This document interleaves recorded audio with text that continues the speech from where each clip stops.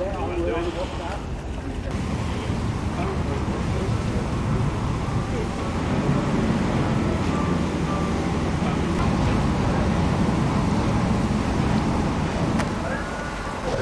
Bridge in London, but nonetheless, if you're brave enough, and will only take your shoes off first, you won't avoid the walk across it, and in doing so, look down.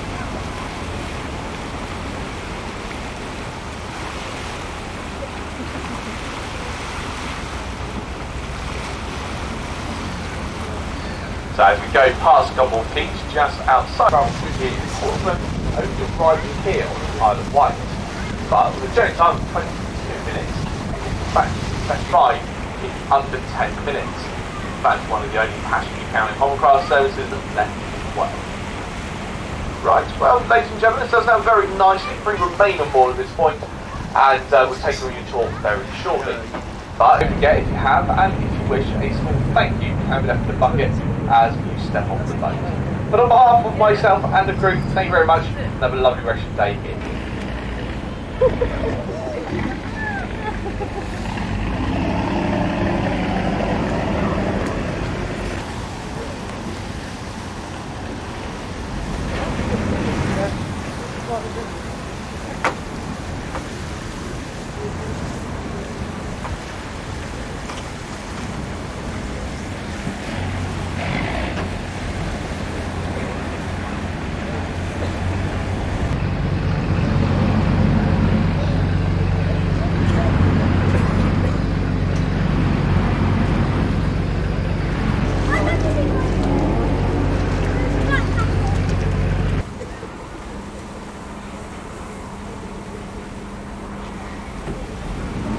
On board the vessel, life jackets found underneath the seats before the end of the saloon, and before them can also be given.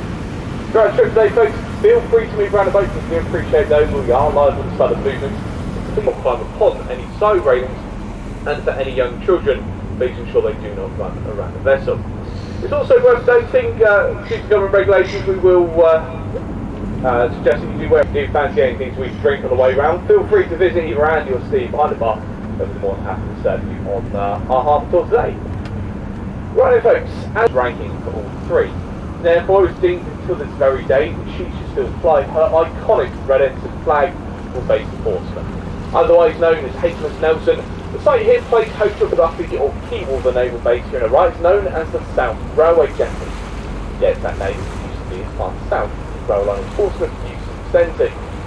So say, and it'll be here the troops will go try to catch their train up to London. But with the train on gone, the jetty's now become the home to the big red brick building, the one with sort of as the Queen's Harbour Master, or QHM for short. These are the guys and girls who control all the shipping movements in and around Portsmouth. You can see passing down our left-hand side. Basically, anything, everything that moves around the harbour has to go through the guys in that tower first.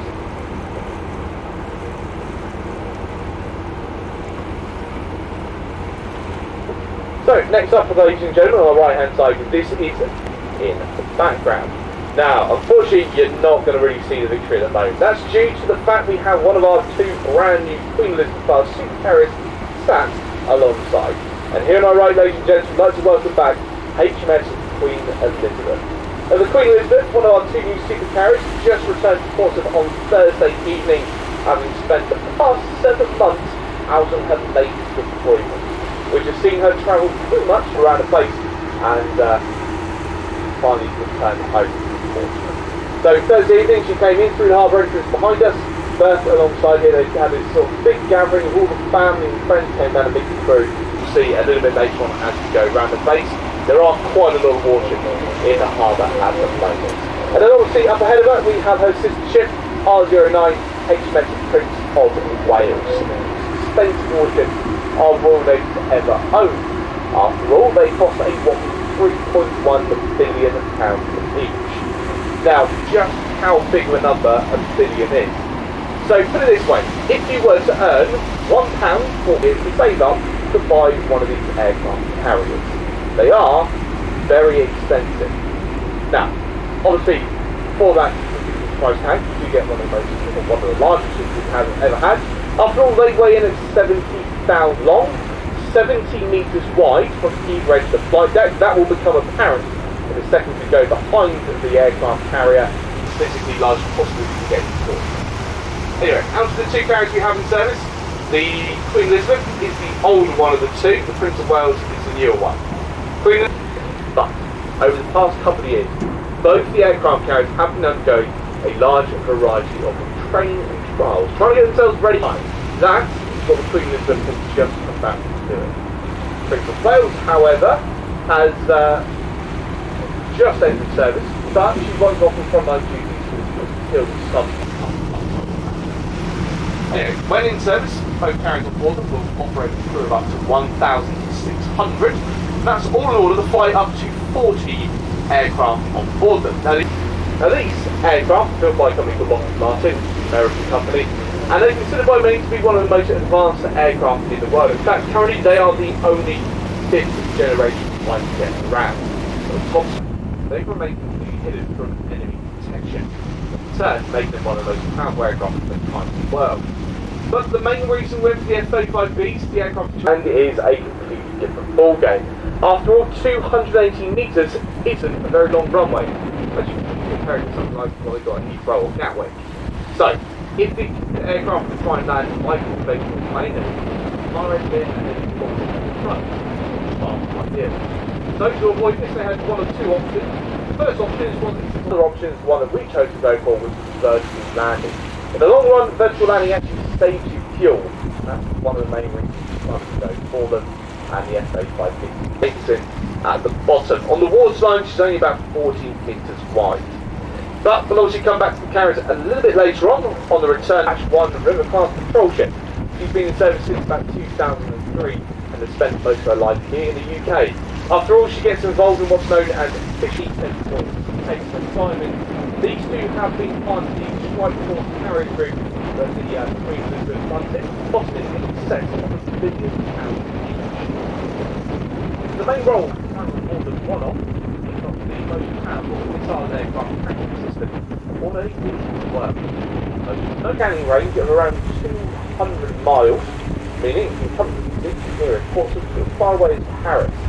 Within that range, you can then monitor over 3,000. With the size of total, they get launched from the deck space itself into the edge of the atmosphere in a matter of seconds, and they then use it. In theory, means those missiles can always get returned to hit. That's of course the main weapon system on board, but not the only one. For example, at the centre of the ship, or the middle of the ship, they can launch off a 22-kilogram high explosive fire round with pinpoint accuracy as far away as 17.1 miles. Now, 17.1 miles away from here is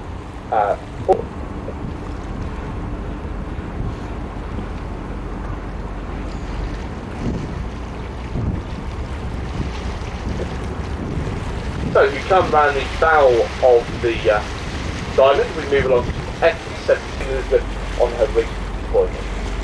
So, HMS Kent, she's one of 13 Class Type 23 frigates.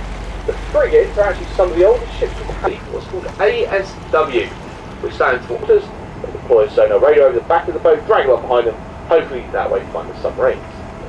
However, good at this, the fact they're really heavily armed.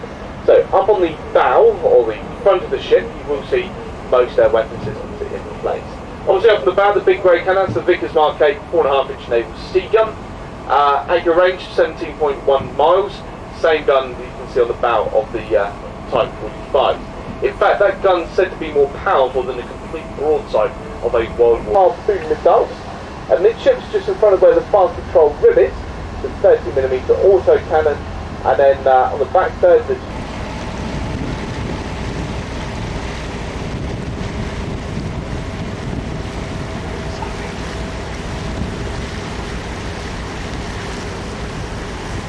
next up, and the final warship in the naval base, F229 is HMS Lancaster.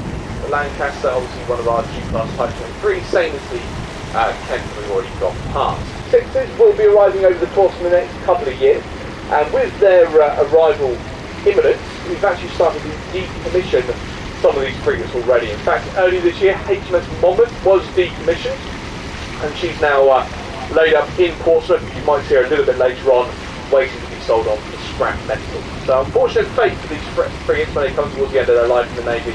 But at the other side of the queue, former RFA Diligence. the Diligence was a forward repair ship. Alongside the Navy comes to an end because a few years ago she was deemed surplus to requirements. So as it stands, she's currently laid out here in Harbour waiting for the Royal Navy to try and decide what they want to do with her.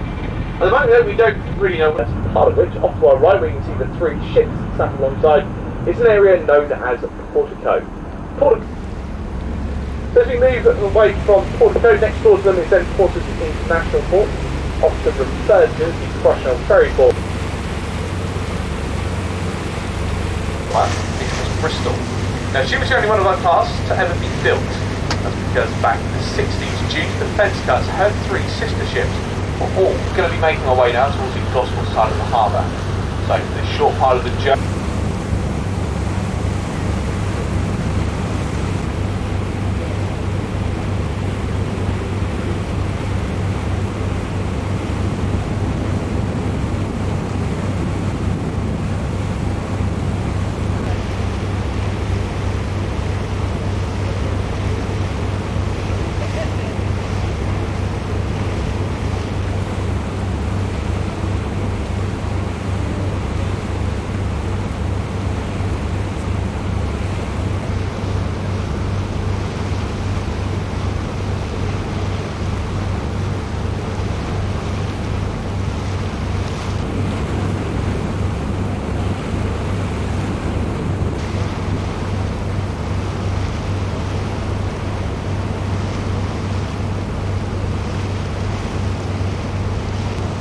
Right then, ladies and gentlemen, we do continue along. Just off to our right hand side, in the middle of the harbour, is at this point the warships come to get armed and disarmed and stand over there rather alongside the quay walls for the plain simple reason the harbour amongst the bushes and trees. But that takes over in the former side of Pretty's Hard, which is just here on the right where you can see the cluster of red brick buildings. Back in its heyday, Pretty's network.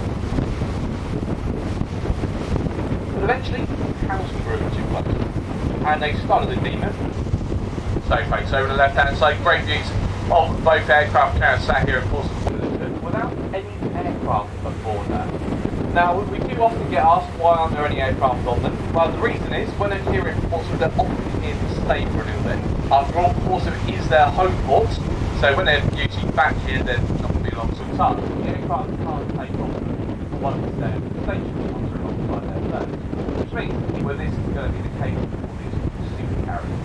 So a little bit of a shame, but nonetheless, nice to see them both back here or starting to shine. The fact we've been away for such a long period of time. We changed over, the multiple kind of things everywhere, taking pretty 400 deployment, probably about another 7 or 8 months time. The Prince of Wales is like the times when the Queen was there earlier, so she might follow a similar pattern as this year. But no, that's for the time being, it's nice to see the further ahead of us. We're sat at the moment getting great news towards the Millennium Project.